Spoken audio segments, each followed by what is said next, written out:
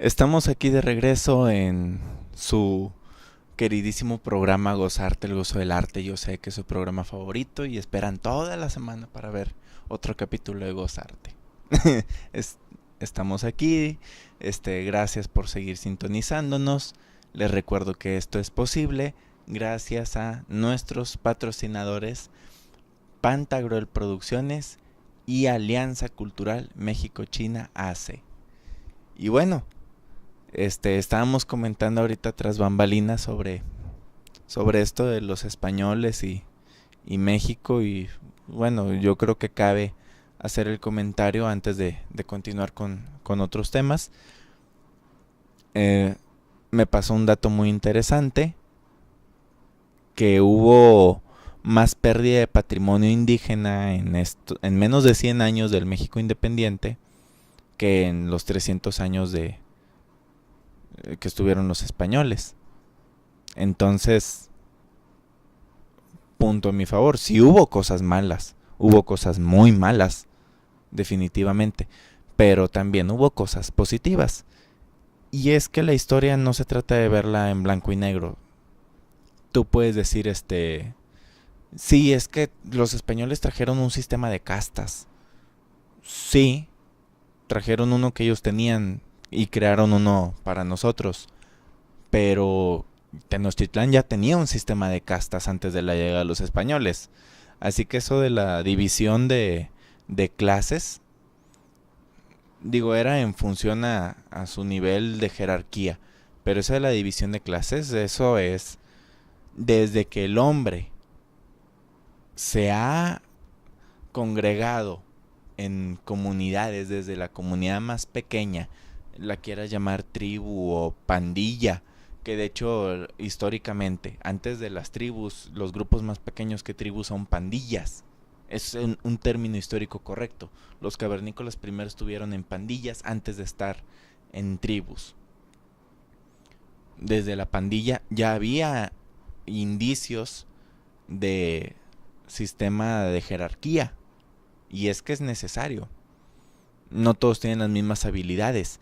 Y esas habilidades las tienes que usar para favor del grupo. Igual que otros te favorecerán a ti con sus habilidades. Y necesitamos de alguna manera un cierto orden.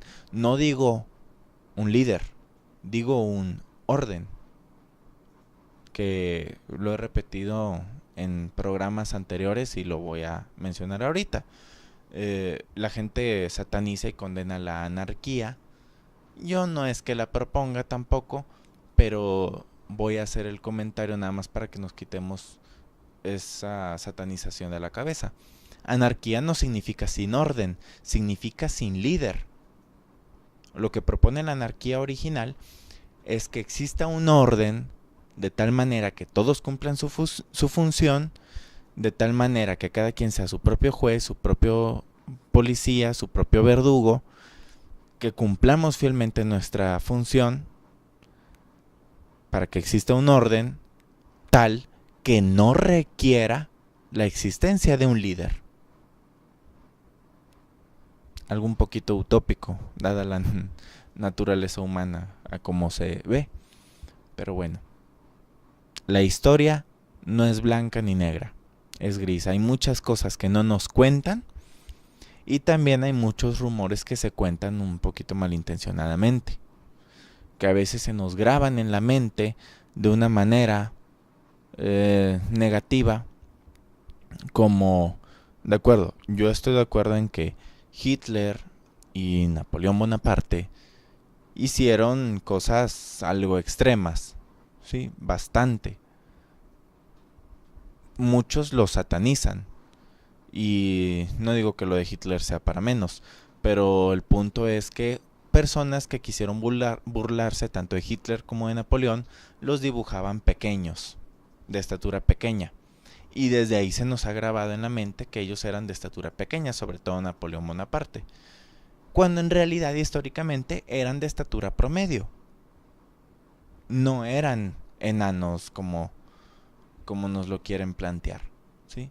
Y no es una palabra ofensiva, enanos, la condición se llama enanismo, ¿sí? No es una palabra ofensiva. Hitler y Napoleón no eran enanos. Y es a lo que voy. Muchas veces nos agregan mentiras aposta, adrede, con toda la intención de que eso se grabe en el colectivo mental. Y no, ni los héroes son perfectos, ni los villanos son absolutos. Así de simple. Yo les invito a que investiguen la historia. Los héroes no son perfectos, ni los villanos son absolutos, porque todos eran seres humanos. Y como seres humanos tenían virtudes y defectos. Así de simple. El héroe más héroe de tu historia nacional, sea cual sea tu nación, tenía sus detalles y sus defectos. Pero eso no quita el hecho de todo lo que lograron. Todo lo que lograron a favor. Eso no les quita mérito a sus acciones. De la misma manera, los villanos tenían también detalles a favor en su personalidad, en su forma de ser, en su conducta, etcétera, etcétera, etcétera. Pero eso no quita todo el mal que hicieron. Entonces yo les investigo a que cuando tengamos un personaje que tengamos en un término absoluto como demonio o como héroe, investígalo bien a fondo. A veces eso tal vez te cambia la perspectiva. Pero bueno, yo creo que fue un comentario muy acertado el de Darío. Gracias por su aportación. Y yo creo que cabía en la charla hacer este comentario. Otra cosa que yo en lo personal celebro mucho es que hoy, pero en 1788, se terminó la Sinfonía número 40 en sol menor de Wolfgang Amadeus Mozart.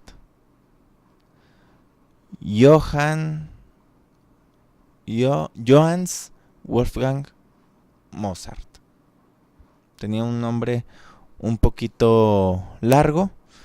De él sabemos muchas sinfonías que compuso. Es uno de los eminentes de la música clásica, realmente clásica. Cuando pensamos en música clásica, los primeros que nos vienen a la mente son Beethoven y Mozart. Claro, también están Chopin, Verdi, Wagner, etc. Pero los primeros dos que se nos vienen a la mente son Beethoven y Mozart. Entonces yo les sugiero, celebren hoy escuchando la Sinfonía número 40 en sol menor de Mozart. Y hay una historia que se cuenta sobre Mozart, hablando de historias truculentas que se infiltran en la historia, para crearnos a veces una leyenda o a veces una idea. El público generalizado sabrá el término creepypasta. Yo reconozco que en mi ser, en mi persona, me gusta el concepto de creepypasta cuando es bueno. Cuando es bueno, que la trama es buena y que está bien documentada o bien argumentada. Pero ¿cuáles son los papás de los creepypastas? Las leyendas urbanas. Las leyendas urbanas son los creepypastas de antes del internet. Y bueno, la historia está plagada de leyendas e historias. Y sobre Mozart hay una que me gustaría contarles, pero les repito, es algo que se cuenta. Es una historia que se cuenta. No tengo fundamentos históricos para probarlo, pero me voy a dar el lujo de contarles una pequeña historia esta noche. Dicen sobre Mozart que él escribió un requiem y para el público que no sepa lo que es un requiem es una música hecha para un funeral. Dicen que en una noche oscura y tormentosa, como debe empezar toda buena leyenda, toca a su puerta un hombre misterioso, vestido de negro, bajo la lluvia, haciéndole un encargo muy explícito, y incluso le paga por adelantado. Le encarga un requiem, pero el mejor requiem que pueda hacer, y le da una fecha de entrega. Mozart empieza a trabajar en el requiem y se pone, de hecho, a hacerlo como el mejor requiem que pueda lograrse.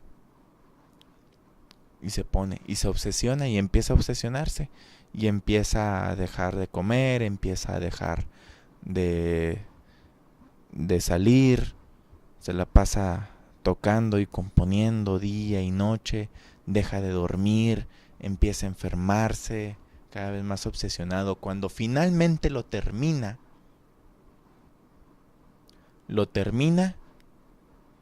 y fallece, casualmente el mismo día de la entrega del requiem. Y ese requiem fue utilizado por primera vez en su propio funeral. Esto pudo haber sido una casualidad para algunos. Dicen las malas lenguas que ese ser misterioso era la mismísima muerte, que le había hecho el encargo del requiem para su propio funeral. Uy, ya se les puso chinita, ya les dieron escalofríos.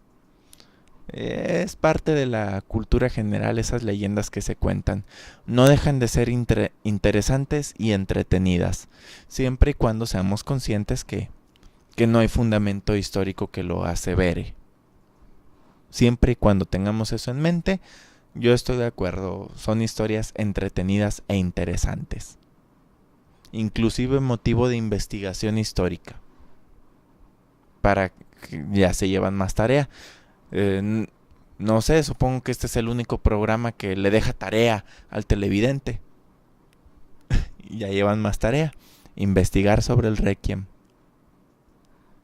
esa historia del requiem de Mozart. Y bueno, eso va a ser todo esta noche. Me despido, no sin antes comentarles un evento interesante que va a haber en este mes de agosto. Como saben, hemos anunciado y seguimos anunciando la función de La Loca del Maniquí, escrita y dirigida por Javier Araiza, por medio del Teatrón Pantagruel Producciones, y estelarizada por Javier Caro. Han venido aquí, han hablado sobre La Loca del Maniquí y ha tenido un gran éxito. Un gran éxito gracias a la difusión, sobre todo de boca en boca, y gente que va y la ve una y otra y otra y otra vez. Pero, como comentó el maestro el día que tuvo la entrevista aquí, y les invito a que si no lo vieron, busquen la entrevista porque fue muy interesante. Está en YouTube, tenemos nuestros programas de Gozarte en YouTube. Habló sobre que este escrito de La Loca del Maniquí, que es de él, se ha llevado a otras partes del mundo.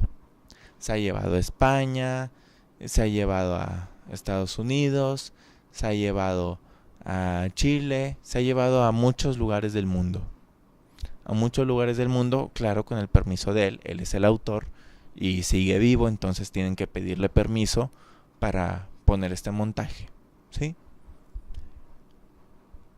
¿Qué pasa?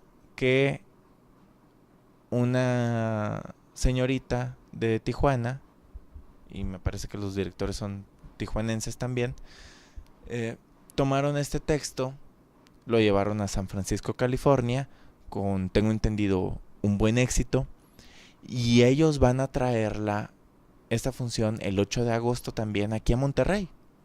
Entonces es un fenómeno muy interesante para los que gustamos de esta clase de curiosidades y detalles, de que hemos visto, o en caso que no la hemos visto, la podemos ver en la versión regia, y podemos ver también la propuesta que traen de Tijuana, que se ha ido a San Francisco, California, y verlas y compararlas.